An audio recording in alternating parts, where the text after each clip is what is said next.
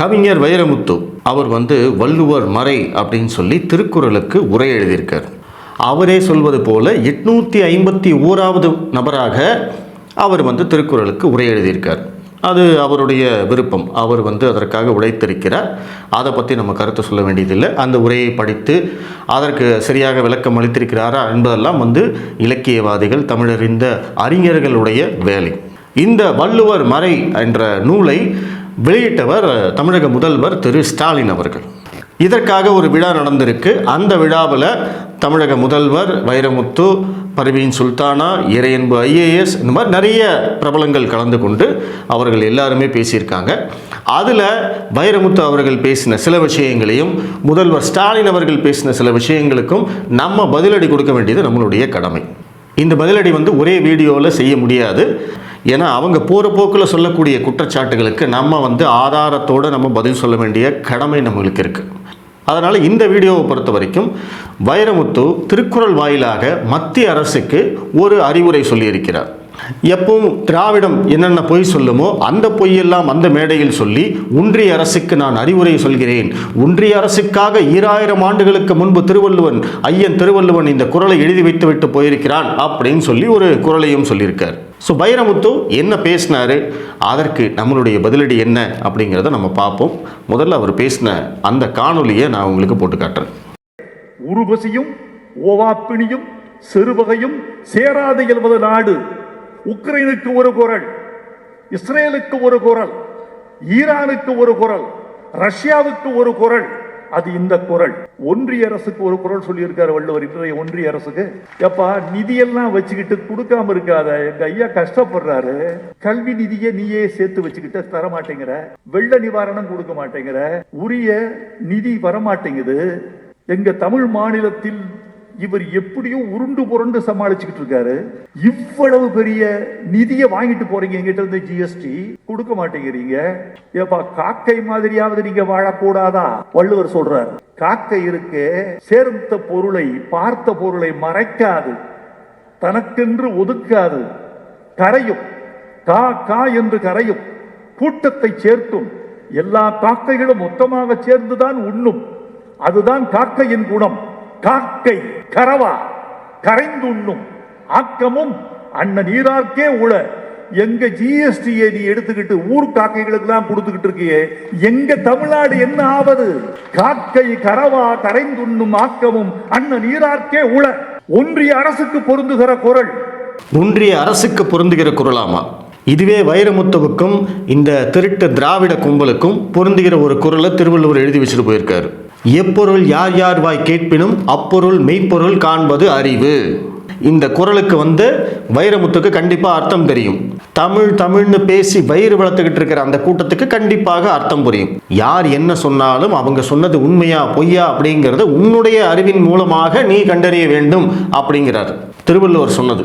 திமுக இங்க நிதி கொடுக்கல, கல்வி நிதி கொடுக்கல, வெள்ள நிவாரண நிதி கொடுக்கல அப்படின்னா அதுவெல்லாம் உண்மையா பொய்யா அப்படின்னு கண்டறியணுமா வேண்டாமா? வாயை திறந்தா பொய்யை மட்டுமே சொல்லக்கூடிய திருட்டு திராவிட கும்பல் இந்த திமுக ஆட்சி சொல்றதை நம்பி இவரு மத்திய அரசுக்கு குரல் மூலமாக அறிவுரை சொல்றாராமா. அறிவுரை சொல்றதுக்கெல்லாம் ஒரு தகுதி இருக்கு. அந்த தகுதியெல்லாம் வைரமுத்துவுக்கு கிடையாது. கல்வி நிதி ஏன் கொடுக்கல அப்படிங்கிறதுக்கு 1008 காரணம் இருக்கு. வெள்ள நிவாரண நிதி அப்படின்னு இவங்க சொல்லி ஏமாத்திக்கிட்டு இருக்காங்க இல்லையா, வெள்ள நிவாரண நிதி இவங்க சொல்லி ஏமாத்திக்கிட்டு இருக்காங்க இல்லையா, அதுக்கு காரணம் இருக்கு. ஏன்னா இதெல்லாம் ஏமாற்றுவதற்காகவே, தமிழக மக்களை ஏமாற்றுவதற்காகவே திமுகவால் புனையப்பட்ட கதைகள். சென்னையில் வெள்ளம் வந்த போது வெள்ள சேத மதிப்பீடு அப்படின்னு சொல்லி மத்திய அரசுக்கு அனுப்பணும். அதை அனுப்பிச்சதுக்கு அப்புறமா அவங்க ஒரு குழு ஆராய்ந்து அதற்கு பிறகுதான் நிதி கொடுப்பாங்க. இங்க சென்னையில் வெள்ளம் வந்ததுக்கு அப்புறமா திமுக என்ன பண்ணாங்க? சென்னையை மீட்ட திமுக, சென்னையை மீட்ட திராவிட மாடல், சென்னையை மீட்ட ஸ்டாலின். பாருங்க, அதிமுக ஆட்சியில் அவ்வளவு சேதம் நடந்தது, நாங்க எல்லாத்தையும் காப்பாத்திட்டோம் அப்படின்னு சொல்லி பிரச்சாரம் பண்ணது யாரு? இதே திமுக தானே. ஆனா அப்படி பிரச்சாரம் பண்ணிட்டு மத்திய அரசுக்கு அனுப்பக்கூடிய அந்த சேத மதிப்பீடு எவ்வளவு அம்சாங்க தெரியுமா? 37,000 கோடி. இவங்க கேட்டது அதுதான், 37,000 கோடி கொடுங்க அப்படின்னு கேட்டிருக்காங்க. சரி, 37,000 கோடிக்கு என்னையா சேதம் நடந்தது, அதற்கு வெள்ளை அறிக்கை கொடுங்கன்னு எதிர்க்கட்சிகள் எல்லாம் இங்கே கூப்பாடு போட்டுக்கிட்டு இருக்காங்க. ஆனால் இவங்க காதில் தான் விழாதே. அதெல்லாம் நம்ம கண்ணு முன்னாடி தானே வந்து வெள்ளம் வந்தது. 37,000 கோடி ரூபாய்க்கு என்ன சேதம் நடந்தது இங்கே. ஆனால் இவங்க அனுப்பிச்சிருக்காங்க. அந்த வெள்ள நிவாரண நிதியைத்தான் மத்திய அரசு தரவில்லை அப்படின்னு வைரமுத்து பேசுறாரு. இதுக்கு தான் மெய்ப்பொருள் காண்பது அறிவுன்னு சொல்லுவாங்க. அப்படிப்பட்ட அறிவே வைரமுத்துக்கு இல்லை அப்படிங்கிறது நம்மளுக்கு நல்லா தெரியுது. அதே மாதிரி அடுத்ததாக ஒன்று சொல்கிறாரு, இவ்வளோ ஜிஎஸ்டி வாங்கிட்டு போயிட்டு எங்களுக்கு ஒன்றுமே கொடுக்கறது இல்லைன்னு. மறுபடியும் அறிவே இல்லை அப்படிங்கிறத மீண்டும் நிரூபிச்சிருக்கார். இவ்வளவு ஜிஎஸ்டினா எவ்வளவு ஜிஎஸ்டி? ஒவ்வொரு முறையும் திமுகவும் ஸ்டாலினும் இல்லை திமுகவுடைய அமைச்சர்களும் திமுகவுடைய உறுப்பினர்களும் அத்தனை பேரும் ஒவ்வொரு முறையும் நிதி வரல நிதி வரல நிதி வரலன்னு கேட்குற போதெல்லாம் நான் இந்த கேள்விகளை கேட்டுக்கிட்டே தான் இருக்கேன். மொத்தம் 3 கேள்விகள், ரொம்ப எளிமையான கேள்விகள். தமிழகத்திலிருந்து செலுத்தப்பட்ட வரி எவ்வளவு ஒரு வருஷம், ஒரு ஃபினான்ஷியல் இயர், ஒரு நிதியாண்டு? அந்த நிதியாண்டில் தமிழகத்திலிருந்து அளிக்கப்பட்ட ஜிஎஸ்டி வரி எவ்வளவு? தமிழகத்திலிருந்து அளிக்கப்பட்ட நேரடி மற்றும் மறைமுக வரி எவ்வளவு? இது முதல் கேள்வி. இரண்டாவது கேள்வி, மத்திய அரசு தமிழகத்துக்கு கொடுக்க வேண்டிய நிதி எவ்வளவு? இந்த கொடுக்கறதுக்கு ஃபார்முலா இருக்கு.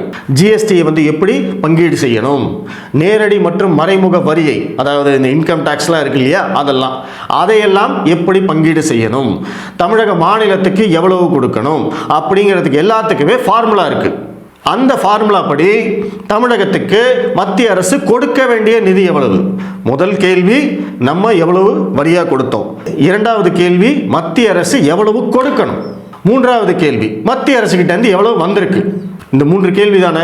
இந்த 3 கேள்விக்கு பதில் தெரிஞ்சது அப்படின்னா மத்திய அரசு நிதி கொடுக்கணுமா, எக்ஸ்ட்ரா கொடுக்கணுமா, அவங்க ஏற்கனவே கொடுத்துட்டாங்களான்லாம் தெரியுமில்ல. இதற்கு பேர் தானே மெய்ப்பொருள் காண்பது அறிவு. எப்பொருள் யார் யார் வாய் கேட்பினும் அப்பொருள் மெய்ப்பொருள் காண்பது அறிவு. 2000 வருஷத்துக்கு முன்னாடி வள்ளுவன் சொன்னது இந்த குறளுக்கு வந்து வைரமுத்து உரை எழுதலையா? இல்லை உரை எழுதுற போது வந்து அவருடைய அசிஸ்டண்ட்டை கொடுத்து எழுதினாரா? இந்த கேள்விகளுக்கு என்னைக்காவது வந்து திமுக அரசு ஸ்டாலின் பதில் சொல்லியிருக்காரா? பாராளுமன்றத்தில் நிர்மலா சீதாராமன் புள்ளி விவரத்தோடு சொல்லியிருக்காங்க நாங்கள் எவ்வளவு நிதி கொடுத்துருக்கோம் அப்படின்னு. அதற்கு பதில் சொன்னதே கிடையாது. அதை பற்றி பேசவே மாட்டாங்க. இந்த வருடம் மட்டும் அமித்ஷா வந்து சென்னைக்கு கிட்டத்தட்ட ஒரு 3 முறைக்கு வந்திருக்காரு, தமிழகத்துக்கு வந்திருக்காரு. ஒவ்வொரு முறையும் இவங்க நிதி கொடுக்கல அப்படிங்கிற அந்த புகாருக்கு பதில் சொல்லியிருக்காரு. காங்கிரஸ் ஆட்சி காலத்தில் வெறும் 1.5 லட்சம் கோடி ரூபாய் தான் தமிழகத்துக்கு வந்தது. ஆனால் பாஜகவுடைய 10 வருட ஆட்சி காலத்தில் நாங்கள் 5,48,000 கோடி ரூபாய் கொடுத்துருக்கோம்னு சொல்லியிருக்காரு. ஒரு நம்பர். அப்போ உண்மையிலேயே இந்த அரசுக்கு திராணி இருந்தால், இவங்க சொல்கிறது உண்மையாக இருந்தால், அந்த அமித்ஷா பேசின அந்த விஷயத்துக்கு வந்து ஒரு கவுண்டர் கொடுக்கணுமா வேண்டாமா? இது வரைக்கும் வந்து முதல்வர் அதை பற்றி பேசியிருக்காரா? ஒரு நம்பர் சொல்கிறாருல்ல, 5.5 லட்சம் கோடி ரூபான்னு சொல்கிறாருல்ல. ஒன்று அதை உண்மை இல்லை பொய்ன்னு சொல்லுங்க. பொய்னா சரி ஓகே, 5 லட்சம் கோடி பொய்னா எவ்வளோ வந்திருக்கு, இன்னும் எவ்வளோ வரணும், அவ்வளோதானே. ரொம்ப சிம்பிள் தானே. ஏன் இதை பற்றி ஒரு வார்த்தை கூட பேச மாட்டேங்கிறாங்க? நிதி வரல நிதி வரல நிதி வரலன்னா எவ்வளவு வரணும், ஏன் அதை சொல்ல மாட்டேங்கிறீங்க? ஏன்னா அது பொய், மக்களை ஏமாற்றும் ஒரு விஷயம். அந்த பொய்யத்தான் வைரமுத்து மாதிரியான நபர்கள் இங்கே வந்து பேசுகிறாங்க.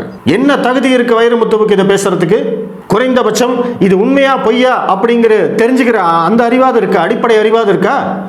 எப்பொருள் யார் யார் வாய் கேட்பினும் அப்பொருள் மெய்ப்பொருள் காண்பது அறிவு அப்படின்னு இந்த குறளுக்கு வைரமுத்து வந்து உரை எழுதலையா? இல்லை அந்த குறளுக்கு மட்டும் அவருடைய அசிஸ்டன்ட் கொடுத்து எழுத சொன்னாரா? இந்த லட்சணத்தில் இவர் வந்து மத்திய அரசுக்கு அட்வைஸ் பண்ணுறாராமா, இங்கு ஜிஎஸ்டி எடுத்து அடுத்த மாநிலத்துக்கு கொடுத்துருன்னு. ஜிஎஸ்டி பணம் எப்படி பங்கு பிரிக்கப்படுதுன்னு அதுவாது உங்களுக்கு தெரியுமா? எதுவுமே தெரியாது. ஆனால் மக்களை ஏமாற்றணும். வைரமுத்து மாதிரியான நபர்கள் வயிறு வளர்க்கறதுக்கு பொய் சொல்லிட்டு இருக்காங்க. பொய் சொல்லக்கூடிய ஸ்டாலின், திமுக இவங்க எல்லாருக்கும் வந்து வள்ளுவர் குறள் எழுதி வச்சிருக்காரு. 2000 ஆண்டுகளுக்கு முன்பே ஐயன் வள்ளுவன் உங்க எல்லாருக்கும் நீங்க இப்படியெல்லாம் ஒரு மனுஷங்க இருப்பாங்க அப்படின்னு தெரிஞ்சுதான் ஒரு குறள் எழுதி வச்சுட்டு போயிருக்காரு. அது என்ன குறள் தெரியுமா? தன்னஞ்சறிவது பொய்யற்க பொய்த்த பின் தன்னஞ்சே தன்னை சொடும். இந்த குறளுக்காவது வந்து வைரமுத்து உரை எழுதியிருப்பாரா? தெரிஞ்சே ஒரு பொய்யை சொல்றீங்களே, அந்த பொய்யே உங்களை சுற்றும்யா அப்படின்னு வள்ளுவன் சொல்லியிருக்கான். இது நீங்க தெரிஞ்சு சொல்ற பொய் தானே. நிதி கொடுக்கல நிதி கொடுக்கலன்னு இந்த லட்சணத்தில் வந்து ஐயோ எங்க ஐயா பாடுபடுறாரு, கஷ்டப்படுறாரு. என்னத்த கஷ்டப்பட்டார் உங்க ஐயா? 4 வருஷத்துல 4.5 லட்சம் கோடி ரூபாய் கடனை வாங்கி வச்சிருக்காரு. அது மட்டும் இல்லாம தமிழகத்தில் இருக்கக்கூடிய மின் கட்டணம், குடிநீர் வரி, சொத்து வரி அத்தனையும் உயர்த்தியாச்சு. டாஸ்மாக்ல வந்து வெள்ளமா வந்துட்டு இருக்கு பணம், வருஷத்துக்கு 60,000 கோடி ரூபாய். இத்தனை பணத்தையும் வச்சு என்னையா பண்ணீங்கன்னு கேட்டா அதுக்கு பதிலே கிடையாது. அதுக்கு ஒரு வெள்ளை அறிக்கை கொடுங்கன்னு கேட்டுக்கிட்டு இருக்காங்க. கொடுத்தாரா உங்க ஐயா? சரி, நீங்க தான் சொல்றது இத்தனை பணத்தையும் வச்சு என்ன பண்ணாரு அப்படின்னு இருக்கிறது 4 ஸ்கீம், 4 திட்டம். இதை வச்சு 4 வருஷமா வந்து தேஞ்ச ரெக்கார்டு மாதிரி அதையே பேசிக்கிட்டு இருக்காங்க. நாங்கள் வந்து உரிமை தொகை கொடுத்தோம், நாங்கள் வந்து இலவச பஸ் பாஸ் கொடுத்தோம், காலை உணவு திட்டம், அவ்வளோதான். அப்புறம் நான் முதல்வன் அப்படின்னு ஒரு திட்டம். அந்த திட்டம் யாருக்கு எதுக்குன்னே தெரியாது. எல்லாத்தையும் வந்து அதுக்குள்ளே போட்டு நான் முதல்வன் திட்டத்தில் தான் இவர் ஐஏஎஸ் ஆனார், நான் முதல்வன் திட்டத்தில் தான் இவர் வந்து இன்ஜினியர் ஆனார், நான் முதல்வன் திட்டத்தில் தான் இவர் மருத்துவர் ஆனார், நான் முதல்வன் திட்டத்தில் தான் இவர் ஐடிஐ பாஸ் பண்ணார், நான் முதல்வன் திட்டத்துக்கு கீழே தான் இவருக்கு வேலை கிடைச்சிருக்கு. அது என்ன திட்டம்னு யாருக்குமே தெரியாது. இது மட்டும்தான் இவங்க திரும்ப திரும்ப திரும்ப இதையே சொல்லி நாங்கள் எவ்வளோ சாதனைகள் செஞ்சுருக்கோம், சொல்கிறதுக்கே நேரம் இல்லை அப்படிங்கிறாங்க. என்னத்தை கிழிச்சிங்க? பொய் சொல்கிறத தவிர வேறு எதுவுமே செய்யலை. பொய் சொல்கிறது தான் முதல்வர் ஸ்டாலினுடைய பெரிய சாதனை. இந்தியாவிலேயே நம்பர் 1 பொய் சொல்ல முதல்வர் ஸ்டாலின் அவர்கள் தான். வாயை திறந்தா பொய். 552 தேர்தல் வாக்குறுதிகள், அதில் எத்தனை நிறைவேற்றிருக்கோன்னு கூட சொல்ல மாட்டேங்கிறாங்க. அதுவும் வந்து அமித்ஷா வந்து கேள்வி கேட்டு போனார். அதுக்கப்புறம் அந்த தேர்தல் வாக்குறுதிகளை பற்றி இவங்க பேசுறதே கிடையாது. இப்படி வாயை திறந்தா பொய்யை மட்டுமே பேசக்கூடிய ஸ்டாலினுக்கும் திமுக அரசாங்கத்துக்கும் வக்காலத்து வாங்குறதுக்கு வந்து தமிழை வைத்து வயிறு விளக்கும் வைரமுத்து வந்து தயாராக இருக்கலாம். ஆனால் அவர் வந்து இங்கே ஜால்ரா போடுறதோடு நிறுத்திக்கணும். நீங்கள் திராவிடத்துக்கு ஜால்ரா போடுங்க, உங்களுக்கு அவங்க விருது கொடுப்பாங்க, நீ அவங்கள பாராட்டி பேசுங்க, நீங்கள் படித்த தமிழ் அதுக்குத்தான் வந்து பயன்படுது. ஆனால் உங்களுக்கு மத்திய அரசுக்கு அறிவுரை சொல்கிறதுக்கெல்லாம் ஒரு தகுதி வேணும். அந்த தகுதி வைரமுத்துவுக்கு கிடையாது. அடிப்படை அறிவு இருக்கிறவங்க கூட வைரமுத்து மாதிரி யாரும் பேச மாட்டாங்க. என்ன ஏது உண்மை என்ன அப்படிங்கிறத தெரிஞ்சுட்டு பேசுவாங்க. ஆனால் இது எதுவுமே தெரியாமல் மக்களை ஏமாத்துற வேலையை பார்த்துக்கிட்டு இருக்கீங்க நீங்கள்லாம். கொஞ்சம் கூட வெக்கமே இல்லாமல் சத்தம் போட்டு பேசிட்டா எல்லாம் உண்மையாயிடுமா? இதில் வேற இவர் வந்து கெட்ட வார்த்தையை தெரியுமாமா, கெட்ட வார்த்தையில் பேச வச்சிடாதீங்க அப்படின்னு வேற மிரட்டுறாரு. ஏப்பா, உன்னை பற்றி எவ்வளவு கெட்ட வார்த்தைகளை பேசிக்கிட்டு இருக்காங்க. உங்களுடைய வாழ்க்கையை பற்றி எல்லாம் பேசுறதுக்கு கூட தகுதி இல்லாத வாழ்க்கையை நீங்கள் வாழ்ந்துட்டு இருக்கீங்க. அவ்வளவு கேவலமான மனிதர். அப்படிப்பட்ட கேவலமான மனிதரை மேடையில் கூப்பிட்டு உட்கார வச்சு கொண்டாடிக்கிட்டு இருக்காங்க அப்படின்னா இவங்கெல்லாம் எவ்வளவு கேவலமான மனிதர்களாக இருப்பாங்க. கொஞ்சம் கூட கூச்சமே இருக்காதா? இப்படிப்பட்ட ஒரு ஆளுக்கு வந்து விருது கொடுக்குறாங்க, இப்படிப்பட்ட ஒரு ஆள் புத்தகம் எழுதியிருக்காரு, இந்த ஃபங்க்ஷனுக்கு நம்ம போகிறதா அப்படின்னு கூச்சம் இருக்காதா? அந்த மாதிரியான ஒரு நபருக்கு போய் உட்கார்ந்து இவங்கெல்லாம் வந்து பேசிக்கிட்டு இருக்காங்களே, அப்போ இவங்களையெல்லாம் என்னன்னு சொல்கிறது? இதே நிகழ்ச்சியில் முதல்வர் ஸ்டாலின் அவர்களும் சரி, வைரமுத்துவும் சரி, திருவள்ளுவருக்கு வந்து காவி அடிக்க பார்க்குறாங்க, திருவள்ளுவரை வந்து திருட பார்க்குறாங்க, பறிக்க பார்க்குறாங்க அப்படின்லாம் பேசியிருக்காங்க. அதற்கு வந்து மிக தெளிவான ஆதாரத்தோட கூடிய ஒரு காணொலி விரைவில் வெளியிடப்படும். ஏன்னா அது கொஞ்சம் பெரிய காணொலியாக இருக்கும் அப்படிங்கிறதுனால அதற்கு நிறைய நேரம் தேவைப்படும். கண்டிப்பாக அடுத்த காணொலி அதுவாக தான் இருக்கும். அதையும் முழுசாக பாருங்கள்.